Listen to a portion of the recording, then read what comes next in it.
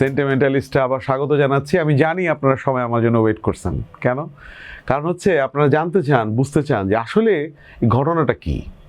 এই যে এই লোকটা বলল পুরো বাংলাদেশের পালস চেক হচ্ছে, পুরো বাংলাদেশের ব্লাড প্রেশার মাপা হচ্ছে, আসলে কি এটা এরকম কোনো সত্যি সত্যি বাস্তব কিছু সম্ভব, নাকি এটা একটা ইলেকশনের আগের একটা ভনিতা? তো আসলে এই এপিসোডে আমরা এটাই ক্লিয়ার করব যে আসলে এটা কি, ঠিক আছে? বা তার আগে লেটস টক সেন্স।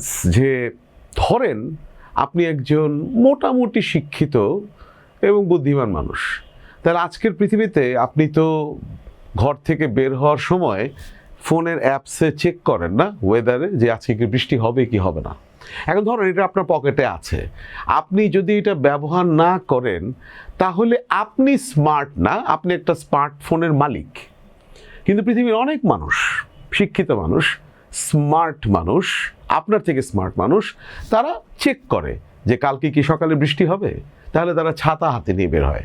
কাজে ছাতা নিয়ে বের না হওয়া বা বৃষ্টির জন্য প্রস্তুত হয়ে বের না হওয়াটা আসলে একজন শিক্ষিত স্মার্টফোন অধিকারী হিসেবে আপনার অপরাধ, কারণ আপনি ওয়েদার চেক করে আসেন নাই। আজকের পৃথিবীতে এটা খুব কমন, জেনজিরা তো সবচেয়ে বেশি করে। এরকম বিভিন্ন অ্যাপস আপনাকে বিভিন্ন বিষয়ের তথ্য দেয়। কাজে বুঝতে পারেন আমরা এখন এমন একটা প্ল্যাটফর্মের কথা বলতেছি যে প্ল্যাটফর্মটা আপনাকে হেল্প করবে হচ্ছে আপনি এই মুহূর্তে যে দেশে বাস করেন, যে এলাকায় বাস করেন, যে এলাকার ভোটার, অথবা যে এলাকায় আপনার নেতার জন্য কাজ করছেন, অথবা আপনি নিজেই ইলেকশন করছেন, আসলে আপনার এলাকার পালসটা কি। তাহলে আসুন দেখে নেই ঘটনাটা আমরা কিভাবে ঘটিয়েছি। এই যে দেখতে পাচ্ছেন বাংলাদেশের ম্যাপ, সুন্দর বাংলাদেশের ম্যাপ আমাদের। এই ম্যাপকে এই যে বিভিন্ন রঙে রাঙিয়েছি, এই প্রত্যেকটা হচ্ছে এক একটি আসন। অর্থাৎ বাংলাদেশের এবারের আসন্ন নির্বাচনের 300 আসনকে আমরা এই ম্যাপে প্রতিস্থাপন করেছি। কিভাবে?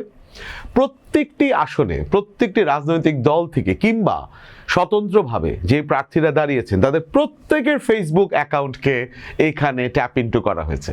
শুধু তারাই নন, তাদের প্রতিদ্বন্দ্বী, তাদের সাপোর্টারদের অ্যাকাউন্ট, এবং বাংলাদেশে আমরা এই মুহূর্তে জানি অনেক পেজ তৈরি হয়েছে যারা বিভিন্ন ধরনের সাপোর্টিং ন্যারেটিভ ইলেকশনকে প্রভাবিত করার জন্য করছেন, তার সমস্তকে এখানে ট্যাপ ইনটু করা হয়েছে। শুধু তাই নয়, আপনারা নিশ্চয়ই জানেন যে আজকের পৃথিবীতে কোনো একটা বিশেষ এলাকার, কোনো একটা বিশেষ কমিউনিটির ফেসবুক ইন্টারাকশনকেও পর্যন্ত ডকুমেন্টেশন করা যায়, মনিটর করা যায়, মেজার করা যায়। কাজে আমরা প্রত্যেকটা কনস্টিটিউয়েন্সির এই সাধারণ মানুষের যেই সোশ্যাল মিডিয়া ব্যবহার এবং পার্টিকুলারলি ওই আসনে নির্বাচনকে কেন্দ্র করে তাদের যে মনোভাব, যেটার প্রতিফলন সোশ্যাল মিডিয়ায় রয়েছে, প্রত্যেকটি কনস্টিটিউয়েন্সির জন্য সেটাকে ট্যাপ ইনটু করেছি। ভাবতে পারেন কি বিশাল ডেটার সমুদ্রে আমরা আপনাদেরকে নিয়ে সমুদ্র মন্থন করতে যাচ্ছি। কাজেই আপনি যদি স্মার্ট হন তাহলে ডেফিনেটলি আপনি ওয়েদার চেক করেই তো বাসা থেকে বের হবেন। এখন আপনি স্মার্ট নন, কিন্তু আপনি একটু স্মার্টফোনের মালিক। তাতে যেটা ঘটবে সেটা হচ্ছে ওয়েদার ফোরকাস্ট বলবে ঠিকই যে আজকালকে বৃষ্টি হবে, কিন্তু যেহেতু আপনি স্মার্ট নন, আপনি এই ওয়েদার ফোরকাস্ট ব্যবহার করতে স্বাচ্ছন্দ্য বোধ করেন না বা প্রয়োজন বোধ করেন না, কাজে আপনি যথেষ্ট সম্ভাবনা আছে ছাতা ছাড়াই বের হবেন কালকে, এবং ছাতা ছাড়া বের হলে বৃষ্টিতে ভিজতেই হবে। এই পালস চেক, যে পালস চেক আমরা এখানে দেখতে পাই, এটা প্রত্যেকটি সচেতন নাগরিকের জন্য একটা দারুণ ব্যাপার, এবং একই সঙ্গে যারা নির্বাচনকে কেন্দ্র করে এগিয়ে যাচ্ছেন সামনের বাংলাদেশ নেতৃত্ব দেবার জন্য, তাদের জন্য একটা অত্যন্ত গুরুত্বপূর্ণ ইস্যুস। এখন কোশ্চেন হচ্ছে হোয়াট ডাজ ইট মিন? আসলে এখানে ইন্টারাকশন কি থাকলো না থাকলো তাতে কি যায় আসে? কেন যায় আসে সেটাই এখন বর্ণনা করছি। এইখানে যে কোনো একটা কার্সারে, যে কোনো একটা আসনে যদি আমরা কার্সারটা নিয়ে যাই, ধরা যাক নোয়াখালীকে তো আর বিভাগ দিতে পারছি না, তো নোয়াখালীর একটা আসনকে যদি আমি কার্সারে নিয়ে যাই, প্রথমেই এই কার্সার আমাকে দেখাবে হচ্ছে এর ভেতরে আসলে আমাদের কারেন্ট সেন্টিমেন্ট রেট কি আছে। এখন প্রশ্নই হচ্ছে সেন্টিমেন্ট রেট এগুলো আবার কি বলছি, তাহলে এগুলো একটু ভালোভাবে বুঝতে হবে। ধরা যাক কোনো একজন প্রার্থী দাঁড়িয়েছেন, নোয়াখালী অঞ্চলেরই হোক, কোনো এক প্রার্থী দাঁড়িয়েছেন, সেই প্রার্থীর নিজের ফেসবুক, তার দলের সাপোর্টারদের ফেসবুক এবং ওভারঅল তার দলের ন্যারেটিভ যারা ডেভেলপ করছেন তাদের সব কিছুর ফেসবুক অ্যাকাউন্ট এবং ওই এলাকার মানুষের ইন্টারাকশনকে আমরা প্রত্যেকটা লাইককে, প্রত্যেকটা লাভকে, প্রত্যেকটা কেয়ারকে, প্রত্যেকটা শেয়ারকে, প্রত্যেকটা কমেন্টকে আমরা ট্রান্সলেট করার চেষ্টা করেছি পজিটিভ এবং নেগেটিভ ন্যারেটিভে, পজিটিভ এবং নেগেটিভ সেন্টিমেন্টে।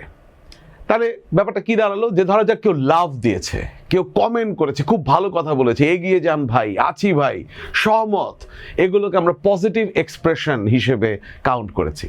একই সঙ্গে কেউ নীরব আছেন, সিন করেছেন, হয়তো একটা সিম্পল লাইক দিয়েছেন, তেমন আর কোনো কিছু করেননি, আমরা এগুলোকে নিউট্রাল হিসেবে কাউন্ট করছি। আর এছাড়া আমরা বাঙালি জাতি হিসেবে আমাদের মাতৃভাষার যে বাংলা ব্যবহার আমরা করি আমাদের এই ফেসবুকে গিয়ে, সেগুলো তো বুঝতেই পারছেন, সেগুলোর জন্য সেগুলোকে ডেফিনেটলি আমরা নেগেটিভ এক্সপ্রেশন হিসেবে কাউন্ট করেছি। এই যে দুই ধরনের সেন্টিমেন্ট, পজিটিভ সেন্টিমেন্ট আপনার ব্যাপারে, আপনার দলের ব্যাপারে, আপনার মতের ব্যাপারে, আপনার কার্যক্রমের ব্যাপারে, এবং নেগেটিভ সেন্টিমেন্ট, এই দুটোর যোগফল মিলে হয়েছে টোটাল স্কোর, যেটাকে আমরা বলছি STS, শেয়ার টুডে স্কোর।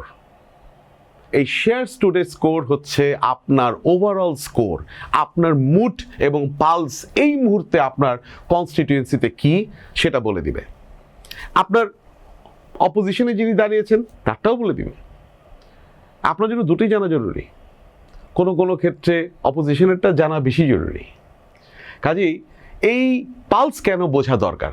দেখুন, পালস যদি না বুঝি তাহলে কৃষকের ভোট পাওয়া কঠিন। কারণ কৃষক আপনার আমার কোনো দলের জন্যে শস্য উৎপাদন করে না। যেই ক্ষমতায় থাকুক তাতে কৃষকের যায় আসে না। কৃষক ঘুম থেকে ওঠে, কৃষক মাঠে যায়, কৃষক আকাশের দিকে তাকায়, মাটির দিকে তাকায়, এবং কৃষক জানে যে ধান সে উৎপাদন করবে, সেই ধান শুধু তার পরিবারের অন্ন যোগাবে না, সমস্ত দেশের মানুষের অন্ন সংস্থান করবে। এই কৃষক তার অনুভূতির জায়গা থেকে, তার মনস্তাত্ত্বিক জগতের জায়গা থেকে সিদ্ধান্ত নেয় ভোট কেন্দ্রে প্রিজাইডিং অফিসারের কাছ থেকে ব্যালট পেপারটি নিয়ে ওই যে পর্দা ঘেরা ঘর, সেই ঘরের ভেতরে ঢোকা পর্যন্ত যে সে কাকে ভোট দেবে। এবং এই ভোটের অধিকার একান্তই তার অনুভূতির, তার নিজস্ব সেন্টিমেন্টের। বাংলাদেশে 18 কোটি মানুষের মধ্যে 6.5 কোটি মানুষ ইন্টারনেট ব্যবহার করে, ফেসবুক অ্যাকাউন্ট আছে। প্রতি পরিবারে একটি মানুষের অন্তত ইন্টারনেট অ্যাকাউন্ট আছে এবং ফেসবুক ব্যবহার করে। কাজেই সেই কৃষক যদি ফেসবুক ব্যবহার নাও করে থাকেন, তার ছেলে ব্যবহার করে, তা না হয় তার ছেলের বউ ব্যবহার করে, না হয় তার নাতি ব্যবহার করে। এবং এই কৃষক জানে, এই কৃষক তার নিজের অনুভূতির কথা যখন ভাত খেতে খেতে, যখন সন্ধ্যায় ছাওয়ায় বসে গল্প করে, তখন সে তার মনের অভিব্যক্তি প্রকাশ করে পরিবারের মানুষের কাছে। আর ওই পরিবারের মানুষের ওই একটা অ্যাকাউন্টে যথেষ্ট আমাদেরকে বলে দিতে যে ওই পরিবারের সেন্টিমেন্ট কোথায়। এবং এইভাবে আমাদের বাংলাদেশের আপামর মানুষের সেন্টিমেন্টকে আপনি যদি মূল্য দিতে জানেন, আপামর মানুষের সেন্টিমেন্টকে যদি আপনি ভ্যালু করতে পারেন, তবেই ভবিষ্যতের বাংলাদেশকে নেতৃত্ব দেওয়ার যোগ্যতা আপনি অর্জন করবেন। আসুন তাহলে আমরা জেনে নিই এখন এই যে সুন্দর রঙিন ম্যাপ, এটা আসলে কিভাবে এরকম রঙিন হয়েছে। প্রতিটি কনস্টিটিউয়েন্সিতে, প্রতিটি আসনের জন্য যেই প্রার্থীরা প্রতিদ্বন্দ্বিতা করছে, তাদের মধ্যে সবচেয়ে বেশি যেই দুইজন প্রার্থী এগিয়ে আছে, সেই দুইজন প্রার্থীর মধ্যে যার স্কোর বেশি, তার জন্য দলগত হিসেবে আমরা একটা রং নির্বাচন করেছি। আর এই পার্থক্য যদি 10-এর বেশি হয়, তখন আমরা বলি লিডিং বা এগিয়ে আছেন সত্যিকার অর্থে। আর যদি এই পার্থক্য, দুই প্রার্থীর মধ্যে পার্থক্য 10-এর কম হয়, নিচে হয়, সেটাকে আমরা বলছি সুইং বা পরিবর্তনশীল, যে কোনো মুহূর্তে এদিকে সেদিকে চলে যেতে পারে। সেই সকল দলের সকল প্রার্থীর জন্য সেই সুইংয়ের কালার দিয়েছি একটা নির্দিষ্ট কালার। তাহলে সেই কালার অনুযায়ী এই যে ম্যাপ এখন দেখছেন, এই ম্যাপের দিকে এক নজরে দেখলে কিন্তু বোঝা যায় যে কোন দল এই মুহূর্তে বাংলাদেশের সেন্টিমেন্ট ওয়াইজ কোন কনস্টিটিউয়েন্সিতে এগিয়ে আছে এবং পুরো বাংলাদেশে কোন দল সেন্টিমেন্ট ওয়াইজ কেমন আছে, আর কোন কোন জায়গায় সুইং চলছে, অর্থাৎ যে কোনো সময় রং পরিবর্তন হতে পারে। আমি যেই মুহূর্তে এই ম্যাপ আপনাদেরকে দেখাচ্ছি, বিশ্বাস করবেন তার ঠিক পর মুহূর্তেই হয়তো এই রং বদলে যাবে। প্রতিদিন বদলাচ্ছে, প্রতি ঘন্টায় বদলাচ্ছে, প্রতি ক্ষণে ক্ষণে বদলাচ্ছে। আর এই বিষয়টি আমাদের মতো আধুনিক সচেতন লিডারশিপদের বোঝা খুব জরুরি যে বাংলাদেশে কোনো রং স্থায়ী নয়, রং পাল্টাচ্ছে। আসুন আমরা আমাদের সেন্টিমেন্টকে ভ্যালু করি এবং সেই সেন্টিমেন্টের ওপর বেস করেই আসন্ন নির্বাচনটাকে এগিয়ে নিয়ে যাই। একবারের জন্য অন্তত বাংলাদেশ একটা data driven decision making leadership দেখুক। Thank you.